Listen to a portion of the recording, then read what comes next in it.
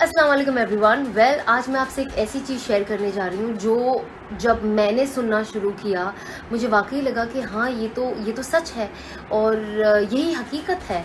और इस साल मैंने इस चीज़ को बहुत बार सुना और उस पर अमल करने की बहुत कोशिश की और अल्हम्दुलिल्लाह उससे मेरी ज़िंदगी में काफ़ी तब्दीली आई। तो मैंने सोचा ये मैं आप सबसे भी शेयर करूँ।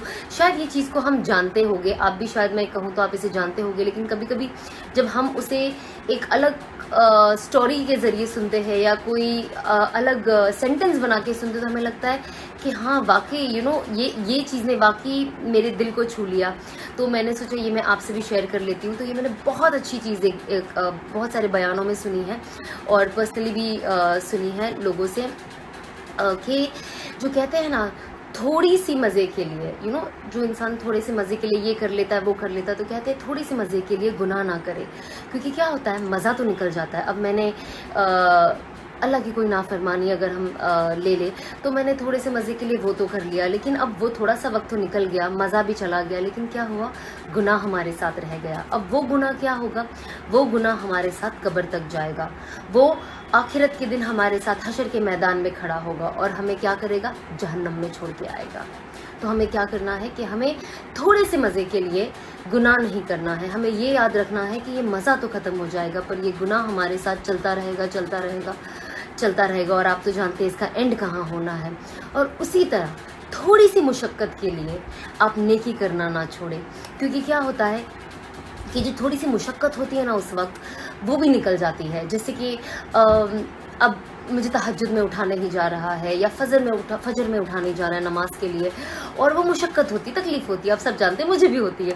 तो वो तकलीफ़ होती है तो हम क्या करते हैं कि अरे सो जाते हैं ना, उठ के कज़ा कर लेंगे, क्यों, मुशक्क़त की वजह से। तो क्या होता है थोड़ी सी मुशक्क़त की वजह से आप नेकी करना ना छोड़ें, क्योंकि क्या होता है कि मुशक्क़त का वक्त तो ख़त्म हो जाता है लेकिन जो नेकी रहती है वो भी सेम आपके साथ कब्र तक जाती है, हशर के मैदान में आपके साथ खड़े रहती है, और नेकी क्या करती है, आपको जाके जन्नत में छोड़ आती है। तो इसीलिए आप कोशिश करें कि जितना हम गुनाह से दूर रह सके, और ये सोचे उस मज़े के वक्त कि ये मज़ा तो बस कुछ वक्त का है, ख़त्म हो जाएगा, पर ये जो गुनाह है हमारे सर रह जाएगा और हमें जहन्नम में लेकर जाएगा, और जन्नत के और हमारे बीच में ये एक दीवार बन जाएगा जो हम नहीं चाहते हैं कि बने।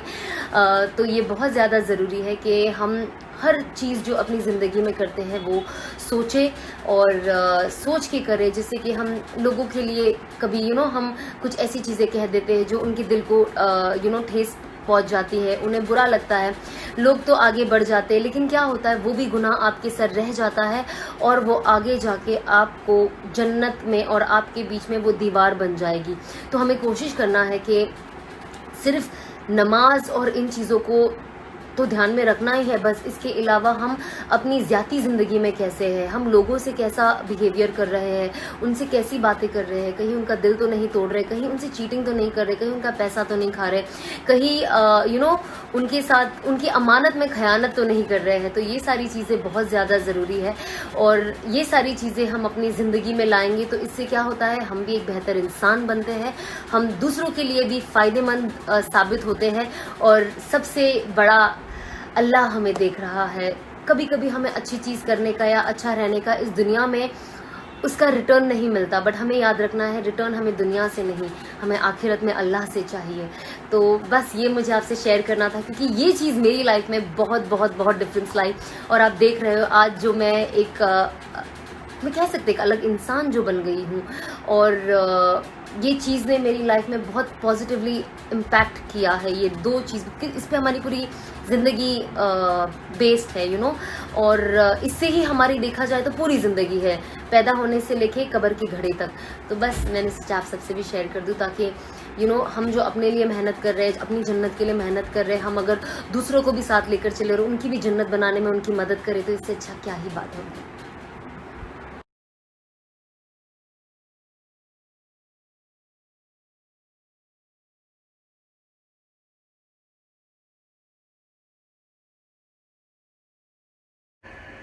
अस्सलाम वालेकुम एवरीवन। वेल बहुत जब से मैंने ऐलान किया है तब से काफ़ी लोगों का एक सवाल है कि हम भी इस चीज़ पे बहुत मेहनत कर रहे हैं, जो ही फील्ड में नहीं है, नॉर्मल भी है, उनका ये कहना है कि हम ये बहुत मेहनत करते हैं लेकिन लेज़ी हो जाते हैं या कभी कुछ हो नहीं पाता। तो आप ये कैसे कर पाती हो और इसकी कंसिस्टेंसी कैसे मेंटेन कर पाती हो?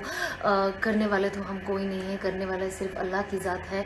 लेकिन ये एक दुआ है जो मैं बहुत पढ़ती हूँ, हर नमाज में दुआ के वक्त पढ़ती हूँ, नमाज के बाद पढ़ती हूँ, कभी भी बैठे रहूँ तो मैं पढ़ लेती हूँ। तो मैंने सोचा ये सब आपसे शेयर करती हूँ।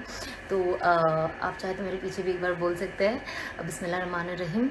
या मुकल्लबल कुलूब तब्बित कल्बी अला दीनिक, ए दिलों को फेरने वाले मेरे दिल को तेरे दीन पे जमा दे। और ये आप जितना हो सके आप उतना पढ़े, जब आप दुआ मांगते हो उस वक्त पढ़े, क्योंकि देखिए जैसे कि हम जानते हैं लाइफ में अगर हमें कुछ भी चाहिए हमें उसके लिए बहुत मेहनत करनी पड़ती है और कुर्बानियाँ देनी पड़ती है। तो अगर आप अल्लाह से ताल्लुक़ बनाना चाहते हैं तो आप भी इसके ऊपर खूब मेहनत करें और कुर्बानियाँ दीजिए, बिकॉज़ बिना कुर्बानी के हमें दुनिया में कुछ नहीं मिलता। चाहे वो आपकी नींद की कुर्बानी हो या आपके कुछ ना कुछ हम सैक्रिफाइस करते हैं कि आज कभी हम पर्सनल लाइफ में, क्योंकि आज हमारे एग्ज़ाम्स है या कुछ है तो आज हम हमारे लोगों को इस फंक्शन में अटेंड नहीं कर सकते क्योंकि कल ये देना है, क्योंकि इसके ऊपर हमारी ज़िंदगी का पूरा दारो मदार है। तो ये चीज़ें होती है। तो जैसे हम उन चीज़ों के लिए सैक्रिफाइस करते हैं वैसे हम कोशिश करें कि हम अपने दीन की तरफ भी उतनी तवज्जो दें और उसके ऊपर मेहनत करें, क्योंकि जो इंसान मेहनत करेगा वो दुनिया में तो कामयाब होगा ही और आखिरत में भी कामयाबी मिलेगी। उखरिजत लिन्नास, you and I have been created for the betterment of mankind. So ya Allah, what do we do? Tahmaruna bil maruf. With your actions and your word and your speech, go and tell everyone what pleases me. وَتَنْهَوْنَ عَنِ الْمُنْكَرِ. And again with your actions and words and your speech, go and tell people what displeases me. And if you do so, تُؤْمِنُونَ بِاللَّهِ, it will increase your iman. It will increase your faith in me. A lot of scholars say that it will increase your faith on such a high level that you yourself will be shocked. And if you, I, and all of us try and live the life of our beloved Prophet Muhammad sallallahu alaihi wasallam, Allah will safeguard our iman till the last breath of our life.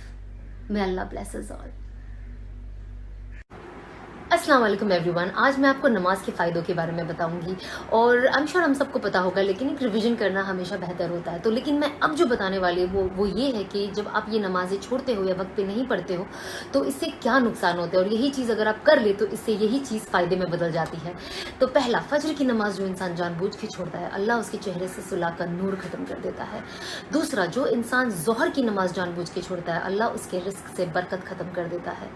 जो इंसान असर की नमाज जानबूझ के छोड़ता है अल्लाह पाक उसके जिस्म को ताकत को सलब कर लेते हैं, वो हमेशा बीमार रहता है और बीमारियों में घिरा रहता है।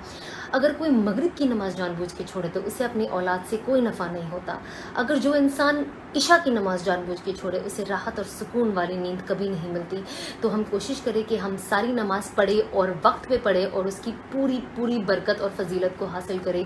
और जाहिर सी बात है कि अगर हमारी ज़िंदगियों में कोई चीज़ की कमी है और हमें लगता है कि हमारी ज़िंदगी में फ़लाना चीज़ नहीं हो रही है या ये चीज़ नहीं हो रही, तो हम ये समझे कि ऐसी कौन सी चीज़ या ऐसी कौन सी नमाज है जो हम नहीं पढ़ रहे हैं जिसकी वजह से हमारे पे ये आफतें आई हुई है, और उससे बचें और नमाज पढ़ें।